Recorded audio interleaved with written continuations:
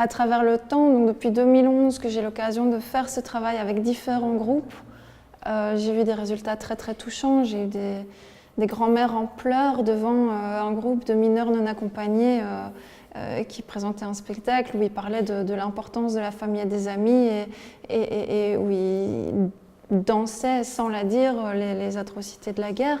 Et ces grands-mères étaient en pleurs alors que jusqu'au jour précédent, quand elles croisaient ces jeunes dans la rue, elles serraient leur sac contre elles.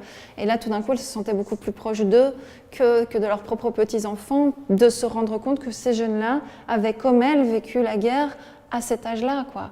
Pascal, donc, qui vous a parlé tout à l'heure, qui on a fait le projet au centre de la Croix-Rouge à Belgrade, donc c'est à Namur. Eux, ils avaient beaucoup de soucis dans le centre avec le personnel du centre. Et en fait, cette pièce de théâtre leur a permis de se faire entendre du personnel et de faire passer des revendications. Et comment ça a marché, c'est qu'ils reconnaissaient leurs propres torts aussi. Pendant qu'on créait le spectacle et que je leur demandais de quoi ils ont envie de parler, ils avaient envie de parler du problème de la vie dans le centre et à quel point c'est compliqué de vivre dans un centre d'accueil et du manque de considération et des discriminations qu'ils ressentaient avec le personnel, etc.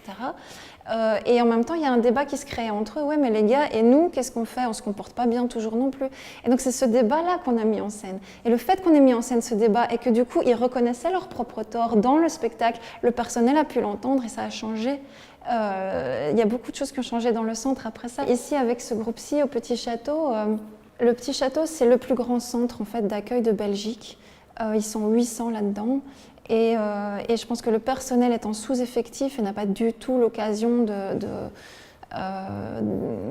d'être suffisamment à l'écoute de tout le monde, qu'il y a un gros manque de considération qui est ressenti là-bas et de pouvoir se faire entendre, c'est énorme pour eux en fait.